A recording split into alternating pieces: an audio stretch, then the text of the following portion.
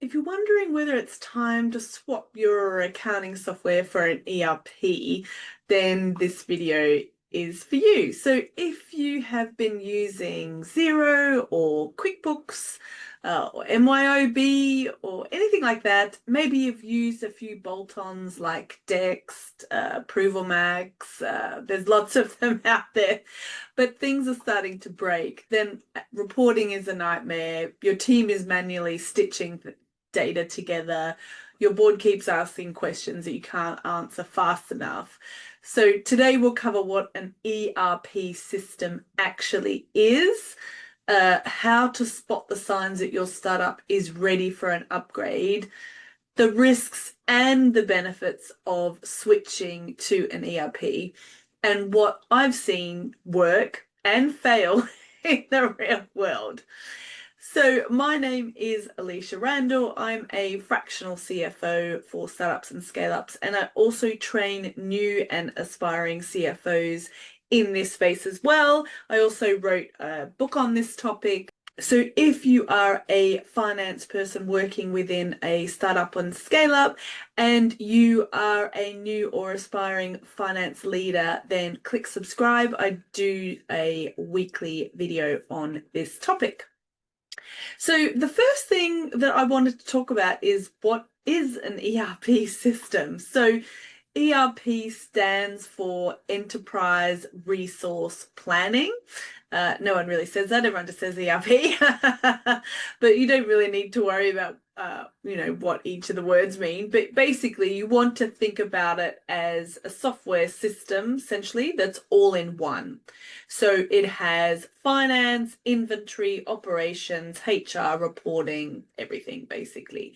So if you have worked for a large corporation before, then you probably have already used an ERP system. Most large corporates have one. They're not running their huge organizations on Xero or QuickBooks anymore. But startups obviously start with a inexpensive system like Xero.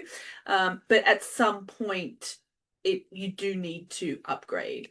So an ERP replaces patchwork of apps and spreadsheets and basically becomes your single source of truth. But I have to be honest, ERPs are really expensive, which is why all startups start with something like Xero. Xero is about, time of filming is around £30 per month per entity. ERPs, we're talking tens of thousands of pounds per month. So the other negative, and this is something you really do need to be mindful of, is that they do take 6 to 12 months to implement. I've implemented an ERP system twice, and I can confirm that that is absolutely, one of them was about 6 to 9 months. The other one was more than 12 months actually, but that was probably for different reasons.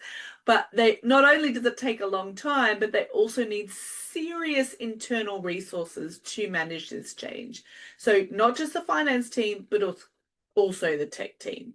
So you have to be aware, do you have that type of resource to implement this piece of kit? It is a very powerful but large piece of software.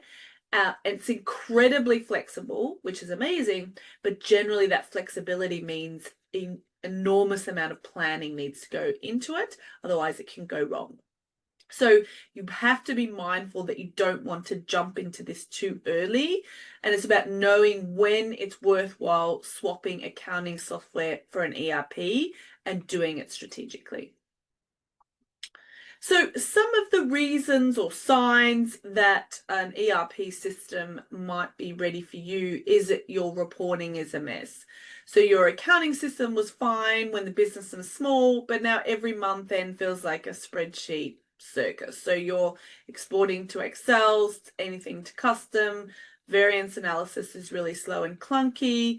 You can't drill into revenue by region, by channel, by SKU without 4 pivot tables and a prayer. And if you're avoiding strategic decisions because the data just isn't there or it takes too long to compile, then that is a big big red flag. I will say that if you just have Xero, you're still quite small and you're still exporting to Excel, you may want to consider a reporting software like Fathom, like Spotlight. I do have a video on my latest tech stack recommendations, which I will link above and below. But essentially, you shouldn't be, if you just have a couple of entities or one entity, you shouldn't be reporting Excel. You should absolutely be doing a reporting tool. I'm more talking about when you have multiple regions, SKUs in particular with FMCG companies, when it becomes much more complicated and something like Fathom and Spotlight can't handle it. So swapping accounting software for an ERP means investing in structured, real-time reporting that lets you lead the business with confidence.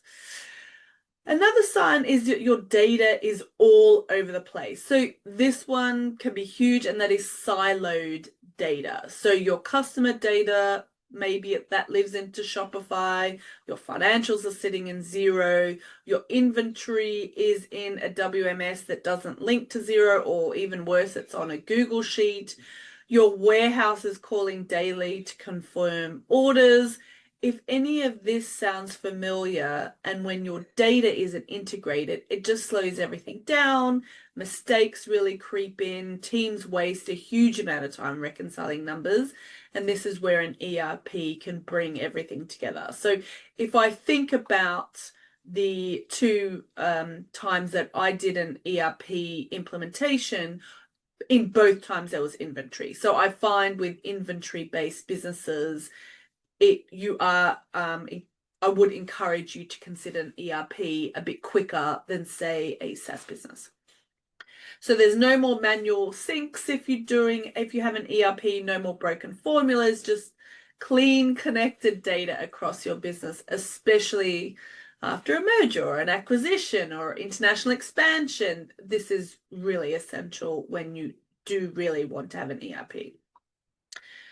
Another sign is manual errors and inefficiencies. So this is obviously all around mistakes. So if your team is still manually entering supplier invoices, I will probably, again, like with reporting, consider all of the different options that you have with Xero, like Dext, like Moss. There's lots of different options out there. They're matching payments one by one or downloading CSVs to build reports. There's risks everywhere. Now, these risks obviously, again, can be mitigated with a tech stack within Xero.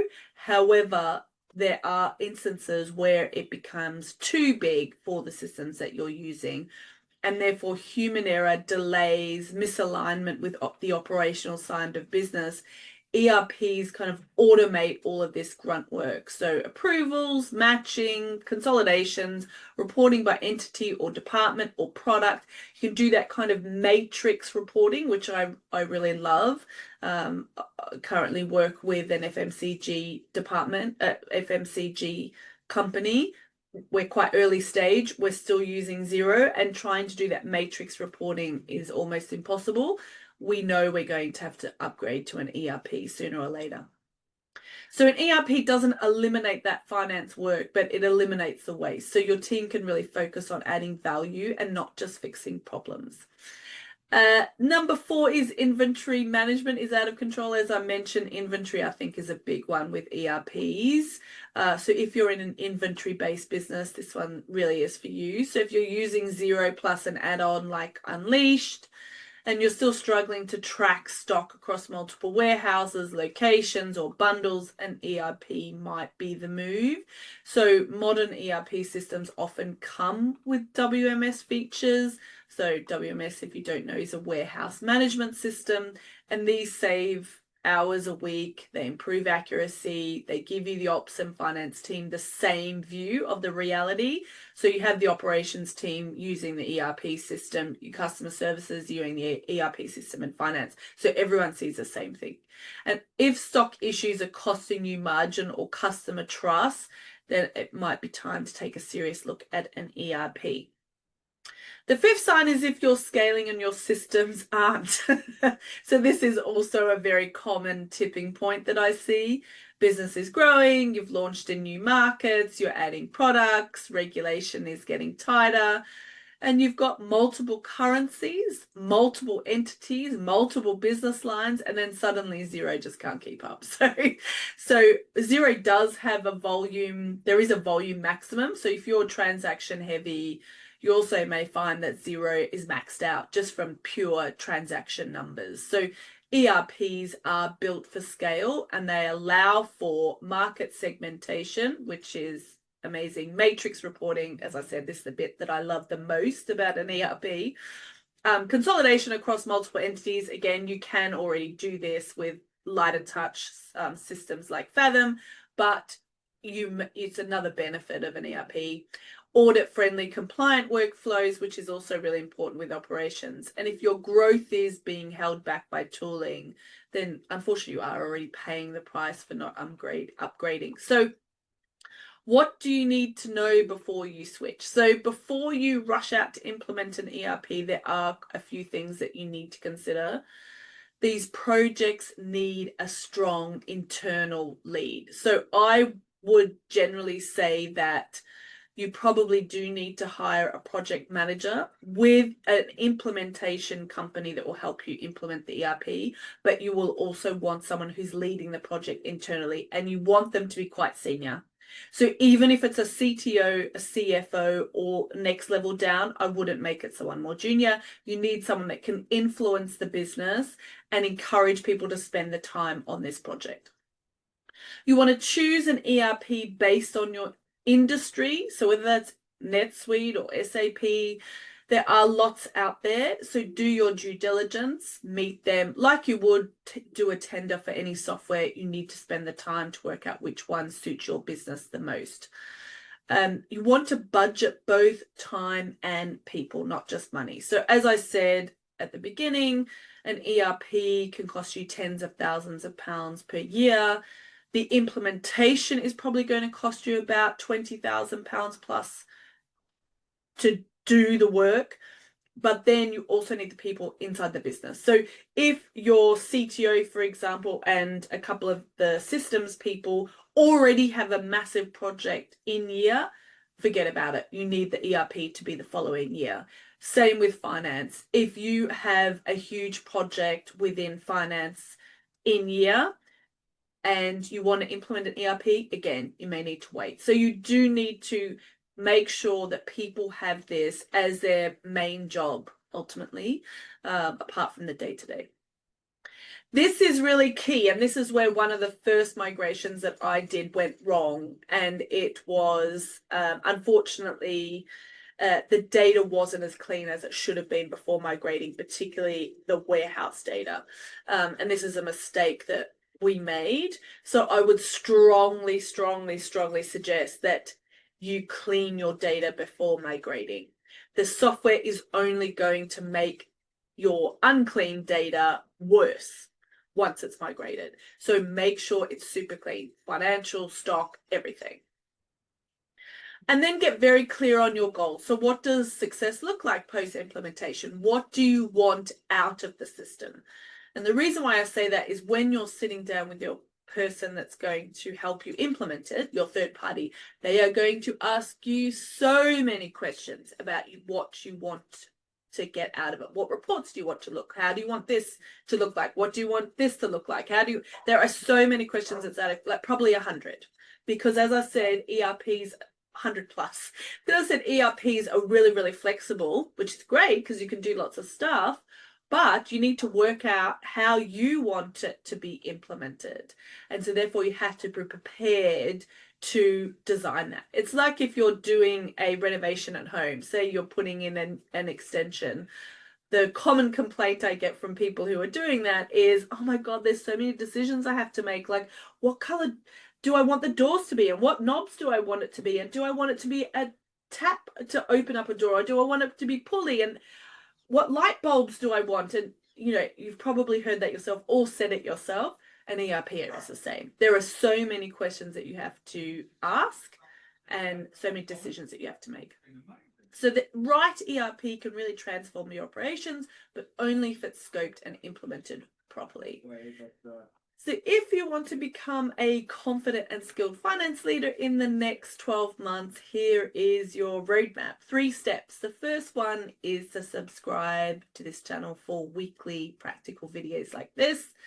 The second one is to read my book, Financial Leadership Fundamentals, where at the end of every single chapter, there are actions that you can implement today to demonstrate your leadership skills within a scale-up and a startup. And then we also have an FLF course where you can get the tools, you can get my support and the confidence to lead your finance function at scale. All the links are below. And if you're mid-switch or considering an ERP upgrade, let me know in the comments. I'd love to hear how you're navigating it. Otherwise, thanks so much for watching and I'll see you next week. Cheers.